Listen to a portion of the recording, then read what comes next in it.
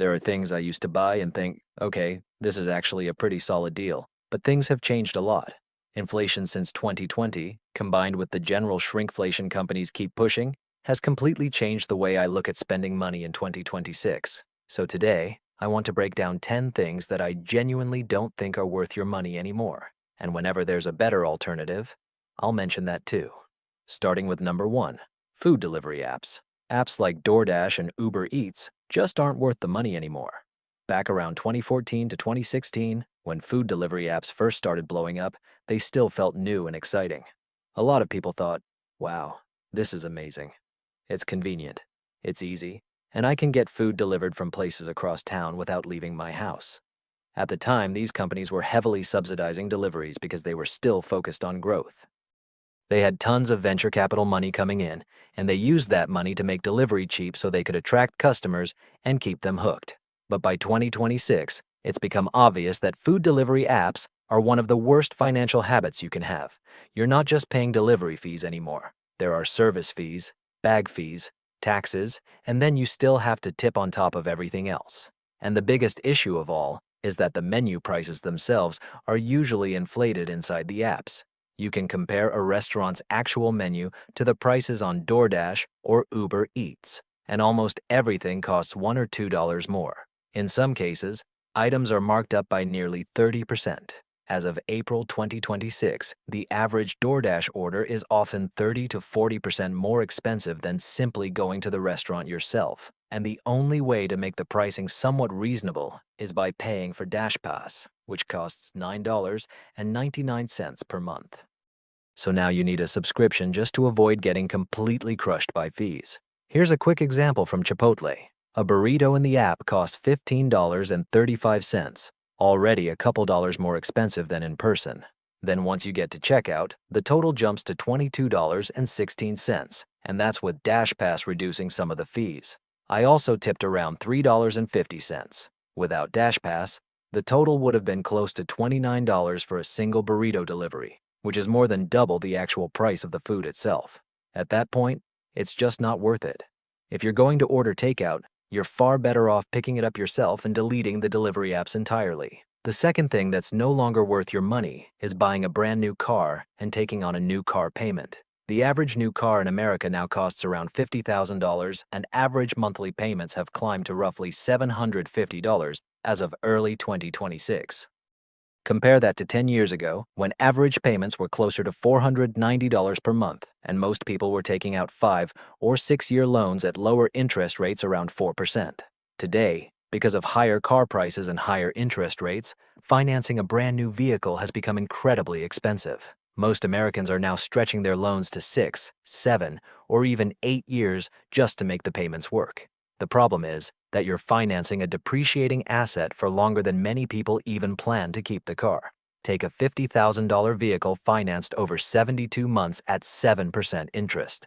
Over the life of that loan, you'll pay roughly $11,376 in interest alone. That's over $11,000 spent just for the ability to finance a car that might only be worth $25,000 by the time you finally own it outright. And with these long loan terms, many buyers end up underwater on the loan during the first few years, meaning they owe more than the vehicle is worth.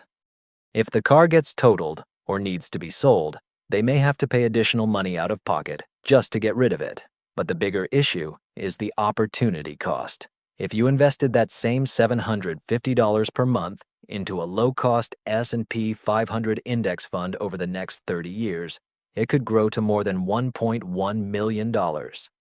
That's the real price of constantly financing new cars, and personally, I just don't think it's worth it. A much smarter alternative is buying a used car that's around 3 to 5 years old, either in cash or with a small loan. Most of the heavy depreciation has already happened by then, which means you're effectively getting the vehicle for 30 to 40% less than its original price. Personally, I'd much rather drive a 3-year-old Toyota that I fully own than a brand new car tied to payments for the next 7 years. Moving on to number 3, upgrading your iPhone every single year. Apple's goal is simple: make as much money as possible from its customers, and they are extremely good at it. They're one of the biggest and most profitable companies in the world, And one of the ways they maintain that success is by releasing updated hardware every single year like clockwork. Ever since the first iPhone launched in 2007, Apple has basically held a new product event every September to unveil the latest model. Early on, those yearly upgrades actually felt meaningful. Phones became thinner, faster, smaller, and dramatically more capable. But today, the differences between something like the iPhone 14, 15, and 16 are pretty minor for most people. The only time upgrading really makes sense is if you're coming from an older device like an iPhone 11 or 12 and moving to something much newer, like the iPhone 17 with a redesigned form factor and upgraded cameras. And with flagship phones now costing well over $1,000, holding onto your phone longer makes far more financial sense. If you can wait 3 or 4 years before upgrading, you'll still experience major improvements without spending money every single year.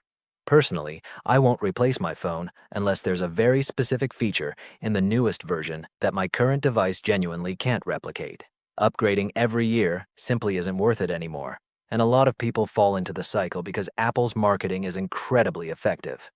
Honestly, I understand why. They're probably the best in the world at it. The fourth item on the list is stepping into investing territory, and that's actively managed mutual funds. These are funds where a portfolio manager and their team actively choose stocks in an attempt to outperform the market.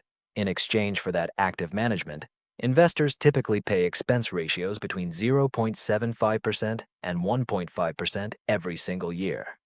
One well-known example is Cathie Wood's ARK family of ETFs. The ARK Innovation ETF, for instance, charges a 0.75% management fee according to its website. And while actively managed funds can occasionally outperform the market, the results often don't justify the higher fees. In the case of ARK Innovation, the fund is down roughly 40% over the past 5 years, while the S&P 500 gained around 65 to 66% during that same period.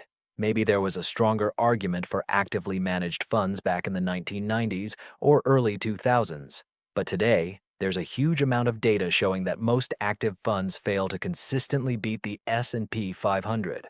According to S&P Global, from 2005 through 2025, only a small single-digit percentage of actively managed funds actually outperformed their benchmarks. In most categories, roughly 85 to 90% of funds underperformed. That's why low-cost index funds make so much more sense in 2026.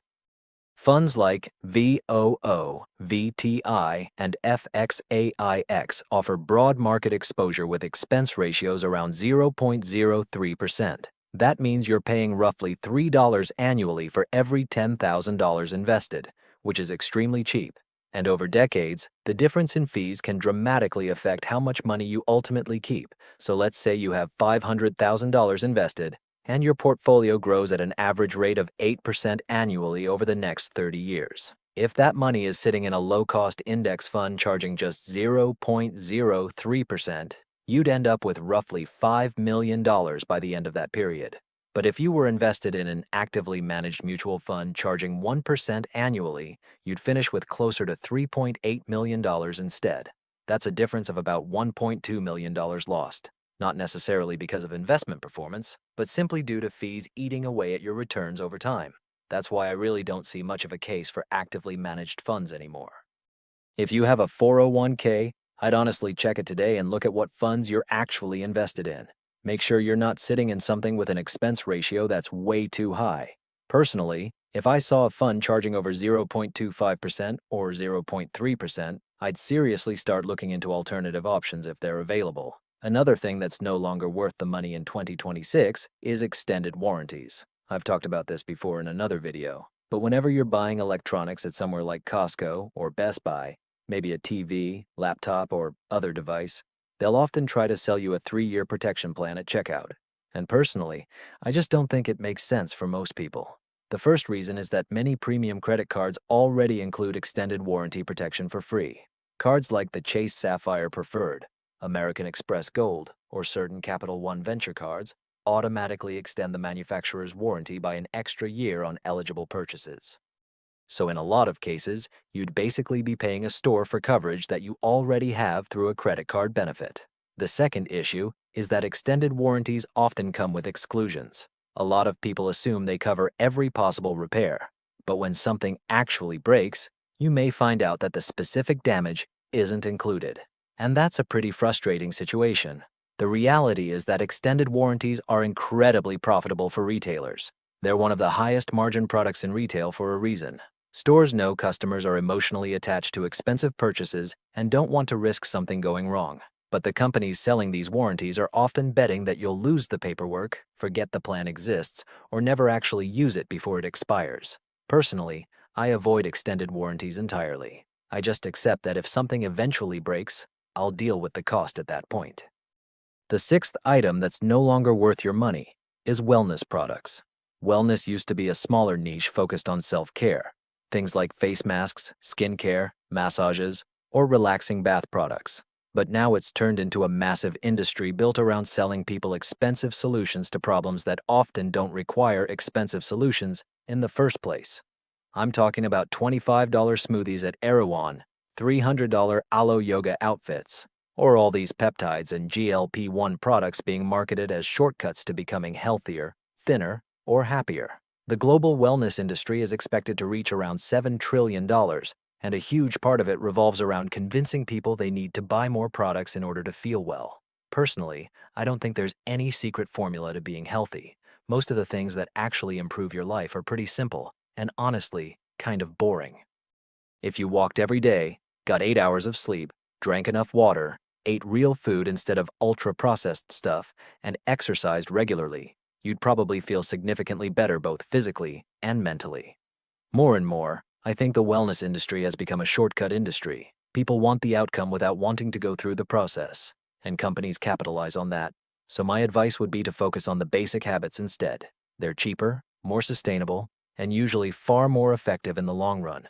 Now the next item is something that, financially speaking, I really don't think is worth it anymore in 2026, although people are obviously still going to buy them. And that's starter homes. A starter home used to represent the classic American dream, but it also used to make a lot more financial sense than it does today.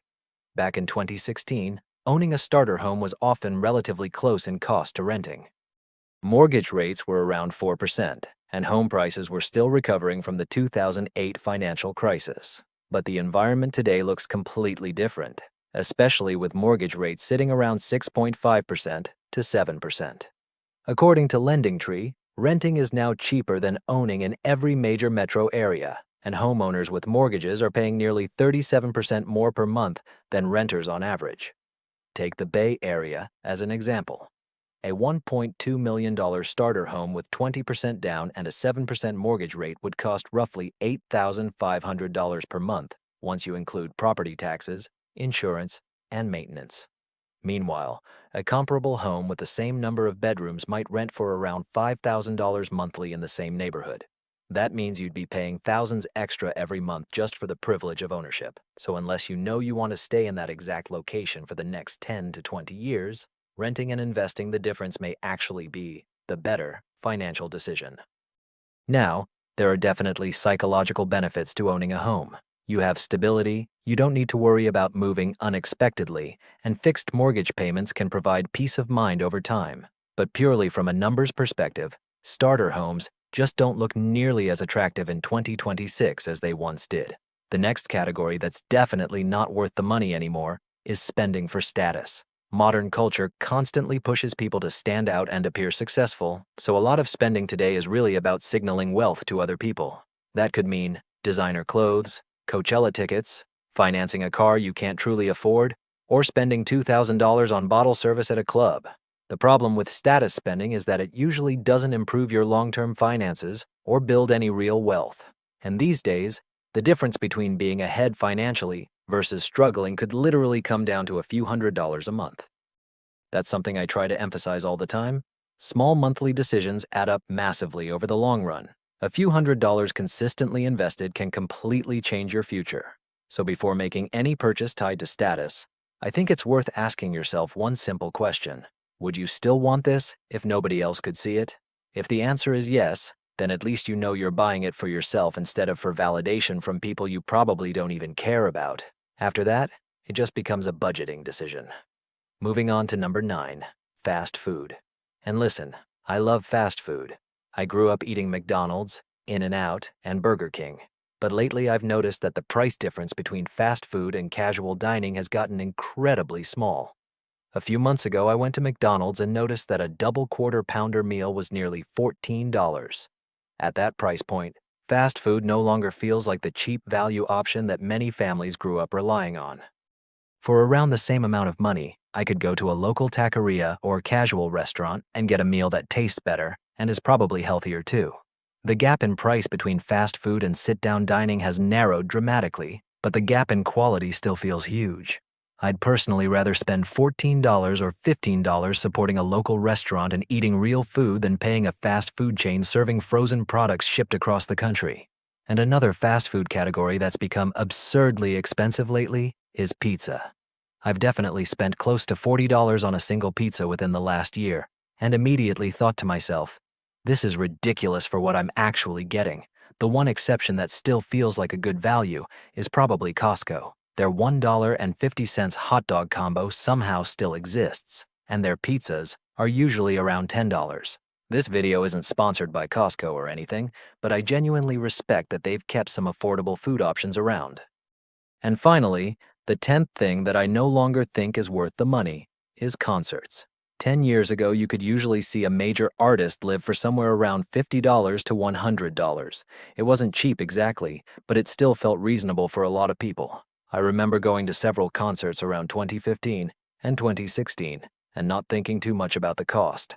Now, when someone mentions going to a concert, my first thought is whether the night is going to cost $100 or more, like $300 to $400 once everything is added up, between Ticketmaster fees, transportation, parking, food, drinks, and the ticket itself. The total gets expensive very quickly. I actually went to a concert around Thanksgiving last year where tickets were about $50, and I remember thinking, wow, that's surprisingly cheap. Then I realized that 10 years ago that would have been completely normal and maybe even slightly expensive. There are probably several reasons why concert prices exploded. COVID was a big one because live events disappeared for a while, and once tours came back, people had huge pent-up demand and were willing to spend more money on experiences. And honestly, I'm also going to blame Taylor Swift a little bit. When the Eras Tour launched after her canceled COVID tour, ticket prices became absolutely insane. Social media amplified those prices and normalized the idea that people should spend enormous amounts of money for concerts, which shifted expectations across the entire industry. Then, of course, there's Ticketmaster. Service fees, facility fees, processing fees, delivery fees, even though the ticket is digital. It's pretty common now to see a $200 ticket suddenly become $275 after all the extra charges are added in. Personally, I think a much better alternative is seeing smaller artists or going to local venues. Spending $20 to watch an up-and-coming artist in a small 300-person room can honestly be a way better experience than paying hundreds to sit in the upper deck of a massive stadium show. So yeah, those are the 10 things I personally don't think are worth your money anymore in 2026. I'm sure there are probably other things I missed, and I'm sure some people will disagree with parts of this list too. But I'd love to know what you've personally cut from your budget over the last few years, or what you still think is worth spending on. Thanks again for watching, and if you enjoyed this video, you'd probably also like the one where I take a deeper look at the car payment trap in 2026. I'll leave that linked right here. Hopefully I'll see you in that video or another one soon. Thanks again for being here. All right. Peace.